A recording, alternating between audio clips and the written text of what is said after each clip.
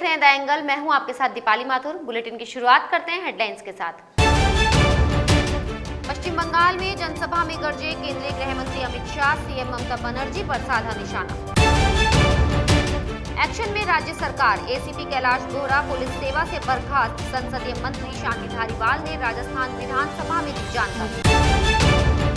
पूर्व सीएम वसुंधरा राजे का गहलोत सरकार पर बड़ा हमला। जयपुर बारात की घटना को लेकर सरकार की कार्यशैली पर उठाए सवाल। राजस्थान हाईकोर्ट का एसआई भर्ती 2021 को लेकर बड़ा फैसला। अभ्यर्थियों को आयु सीमा में अतिरिक्त छूट देने से किया इनकार। केंद्रीय गृह मंत्री अमित शाह ने पश्चिम बंगाल के बांकुरा में जनसभा को संबोधित करते हुए ममता बनर्जी की चोट का भी जिक्र किया। उन्होंने कहा कि ममता बनर्जी को लगी चोट के मामले की जांच होनी चाहिए। टीएमसी जहां इसे साजिश करार दे रही है तो वहीं चुनाव आयोग इसे साजिश मानने से इनकार कर रहा है। उन्होंने कहा कि लेकिन बीजेपी के उन कार्यकर्ताओं का क्या जिनकी जान चली। केंद्रीय गृह मंत्री अमित शाह ने कहा कि मैं आपकी चोट के ठीक होने की कामना करता हूं। उन्होंने कहा कि अगर भाजपा सत्ता में आई तो पश्चिम बंगाल में सरकारी कर्मचारियों के लिए 7वां वेतन आयोग लागू किया जाएगा। पश्चिम बंगाल की मुख्यमंत्री ममता बनर्जी ने पुरुलिया जिले में व्हीलचेयर पर रैली को संबोधित किया। ममता बनर्जी ने इस दौरान खुद को घायल होने का जिक्र करते हुए कहा कि मुझे चोट लगी है लेकिन सौभाग्य से बच गई। आदिवासी बहुल इलाके पुरुलिया के लोगों को संबोधित करते हुए उन्होंने कहा कि एक दौर में यहां काफी आतंक था जिस पर लगाम कसी गई है। यही नहीं, उन्होंने कहा कि हमारी सरकार ने आदिवासियों के हित में कानून बनाए हैं। सीएम ममता बनर्जी ने केंद्र सरकार पर हमला बोलते हुए कहा कि गैस तेल के दामों में इजाफा कर दिया गया है। भाजपा के राष्ट्रीय अध्यक्ष जेपी नड्डा ने असम में एक रैली को संबोधित किया। जनसभा को संबोधित करते हुए कांग्रेस पर जमकर हमला बोला। उन्होंने कहा कि कांग्रेस सिर्फ लटकाने, भटकाने और अटकाने में यकीन रखती है। प्रधानमंत्री नरेंद्र मोदी जोड़ने में विश्वास रखते हैं। उन्होंने कहा कि सत्ता में आने पर कांग्रेस सिर्फ भ्रष्टाचार की गारंटी दे सकती है। नड्डा ने प्रधानमंत्री मोदी की तारीफ करते हुए कहा कि असम और पूर्वोत्तर राज्यों को भारत की मुख्य धारा से जोड़ा है। पश्चिम बंगाल विधानसभा चुनाव से पहले मुख्यमंत्री ममता बनर्जी को एक और झटका लगा है। टीएमसी के विधायक देवाश्री राय ने पार्टी से इस्तीफा दे दिया है। मालूम हो कि पिछले कुछ महीनों से लगातार तृणमूल के विधायक, सांसद समेत कई नेता पार्टी छोड़ रहे हैं। पिछले साल दिसंबर में ममता बनर्जी के काफी करीबी रहे शुभेंदु अधिकारी ने भी टीएमसी छोड़कर बीजेपी ज्वाइन कर ली थी, जिसे दीदी के लिए बड़े झटके के रूप में देखा जा रहा था। ब्रिटिश संसद में भारत में हो रहे किसान आंदोलन को लेकर हुई बहस के बाद भारत ने जवाबी कार्रवाई की है। विदेश मंत्री एस जयशंकर ने राज्यसभा में ब्रिटेन में बढ़ रहे नस्लवाद के मुद्दे को उठाया। विदेश मंत्री ने कहा कि अगर जरूरत पड़ी तो नस्लवाद के मुद्दे को सही प्लेटफॉर्म पर उठाया जाएगा। हाल ही में एक भारतीय छात्रा को ऑक्सफोर्ड विश्वविद्यालय छात्र संघ के अध्यक्ष पद से इस्तीफा देना पड़ा था। छात्रा रश्मि सामंत के पुराने सोशल मीडिया पोस्ट वायरल होने के बाद निशाने पर लिया गया था, जिसके बाद सामंत ने इस्तीफा दिया। इसके बाद भाजपा सांसद अश्विनी वैष्णव ने संसद में भारतीय छात्रा के इस्तीफा देने का मुद्दा उठाया था।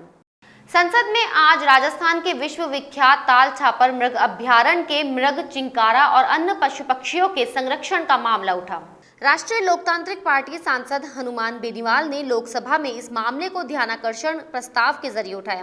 केंद्र सरकार से इसके संरक्षण के लिए उचित कदम उठाने की मांग की। सांसद बेनीवाल ने कहा कि चूरू जिले के सुजानगढ़ और रतनगढ़ के मध्य स्थित विश्व विख्यात ताल छापर मृग अभ्यारण्य में कृष्ण मृगों, चिंकारा और वहां निवास करने या पहुंचने वाले पशु पक्षियों के संरक्षण की जरूरत है। उन्होंने केंद्र सरकार से इस अभ्यारण्य के मध्य से गुजरने वाली सड़क पर लगभग 3 किलोमीटर के ओवरब्रिज निर्माण की मांग की। राष्ट्रवादी कांग्रेस पार्टी के प्रमुख शरद पवार ने महाराष्ट्र के मुख्यमंत्री उद्धव ठाकरे से मुलाकात की। ये मुलाकात मुख्यमंत्री के सरकारी आवास वर्षा बंगले पर हुई है। दोनों नेताओं के बीच लगभग 45 मिनट तक ये मुलाकात चली। बताया जा रहा है कि महाराष्ट्र सरकार ने जिस तरीके से मुकेश अंबानी के घर एंटीलिया के बाहर विस्फोटक से लदी स्कॉर्पियो मिलने और मुंबई पुलिस के निलंबित सचिन वाजे के मामले को डील किया है, उससे शरद पवार काफी नाराज चल रहे हैं। यदि किसी चुनाव में नोटा को ज्यादा वोट मिलते हैं तो क्या दोबारा चुनाव कराए जाने चाहिए? एक जनहित याचिका पर सुनवाई करते हुए सुप्रीम कोर्ट ने केंद्र सरकार और चुनाव आयोग को नोटिस जारी करते हुए ये सवाल पूछा है। इस संबंध में अधिवक्ता अश्विनी उपाध्याय की ओर से एक जनहित याचिका दायर की गई थी, जिसमें इस तरह की मांग की गई थी। इस याचिका पर सुनवाई करते हुए सुप्रीम कोर्ट ने केंद्र सरकार और आयोग से जवाब मांगा है। शीर्ष अदालत ने दोनों पक्षों को अगले 4 सप्ताह के भीतर जवाब दाखिल करने को कहा है। रिश्वत के बदले असमत मांगने वाले एसीपी कैलाश बोहरा को राज्य सरकार ने पुलिस सेवा से बर्खास्त कर दिया है।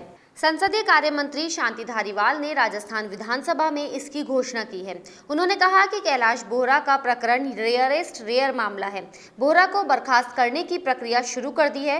धारीवाल ने कहा कि किसी को बर्खास्त करने से पहले प्रक्रिया अपनानी होती है, पहले उसे नोटिस दिया जाता है। लेकिन संविधान का आर्टिकल 311 कहता है कि अगर कोई गंभीर मामला है तो सारी प्रक्रिया को परे रखकर सीधे बर्खास्त किया जा सकता है। इससे पहले मामले की गंभीरता को देखते हुए गृह विभाग के संयुक्त शासन सचिव रामनिवास मेहता ने पहले ही निलंबन के आदेश जारी किए थे। उपनेता प्रतिपक्ष राजेंद्र राठौड़ ने आज राजस्थान विधानसभा में कृषि की अनुदान मांगों पर चर्चा के दौरान हॉर्स ट्रेडिंग के मामले पर प्रदेश सरकार पर तंज कसा। उन्होंने कहा कि 19वीं पशु गणना में प्रदेश में घोड़े 38 से 34 हजार रह गए हैं। सीएम रोज हॉर्स ट्रेडिंग की बात करते हैं, कोई कमी खामी रह गई क्या जो आपने इतनी खरीद फरोख्त करा दी कि ये इतने कम रह गए हैं। राठौड़ ने कहा कि राजस्थान में घोड़ा खरीदने से किसकी क्या भूमिका है। मुख्यमंत्री ने घोड़ा खरीद में क्या निर्वहन किया, कितने घोड़े खरीदे, यही तो प्रश्न है। राठौड़ ने कहा कि जब मंत्रिमंडल का विस्तार होगा तो विस्फोट होगा और घोड़े अस्तबल में ले जाएंगे। राजस्थान विधानसभा के बजट सत्र में सहकारिता मंत्री उदयलाल आंजना और खेल मंत्री अशोक चांदना सवालों के जवाबों में घिरते नजर आए। मंत्रियों को घिरता देख स्पीकर सीपी जोशी को हस्तक्षेप करना पड़ा। दरअसल विधानसभा में प्रश्नकाल के दौरान नेता प्रतिपक्ष गुलाबचंद कटारिया ने प्रदेश में जिंसों की खरीद को लेकर सवाल पूछा था। इस पर सहकारिता मंत्री उदयलाल आंजना ने जवाब देते हुए कहा कि भारत सरकार के द्वारा खरीद की स्वीकृति दी जाती है। गेहूं, चना, जौ की खेती खरीद होती है। इस बार बाजरे की खरीद को बंद कर दिया गया है। बाजरा भाव एमएसपी से ज्यादा होने के चलते राज्य सरकार ने बाजरे की खरीद बंद कर दी है। पूर्व मुख्यमंत्री वसुंधरा राजे ने प्रदेश में बिगड़ी कानून व्यवस्था को लेकर एक बार फिर से गहलोत सरकार पर निशाना साधा है। राजे ने जयपुर और बारां में सामने आई दो अलग अलग घटनाओं का जिक्र करते हुए सरकार की कार्यशैली को कटघरे में खड़ा रखा। राजे ने जयपुर में आरपीएस अधिकारी के महिला से न्याय के बदले असमत मांगने के मामले पर सवाल उठाए। उन्होंने कहा कि महिला सुरक्षा के मामले पर कांग्रेस सरकार की कानून व्यवस्था इतनी बदतर हो गई है कि महिलाओं के पास अब दो ही विकल्प है, या तो महिलाएं अन्याय सहन करें और या न्याय चाहिए तो असमत दे। इसी तरह से पूर्व मुख्यमंत्री ने आज बारां में सामने आए महिला से गैंगरेप मामले पर भी सरकार को निशाने पर लिया। राजस्थान हाईकोर्ट ने एसआई भर्ती परीक्षा 2021 को लेकर एक बड़ा फैसला दिया है। जस्टिस एसपी शर्मा ने आयु सीमा में छूट देने से इनकार कर दिया है। हाईकोर्ट अभ्यर्थियों की 1 दर्जन याचिकाओं को खारिज कर दिया है। दरअसल ये मामला एसआई भर्ती परीक्षा में 2 साल से अधिक छूट देने का है।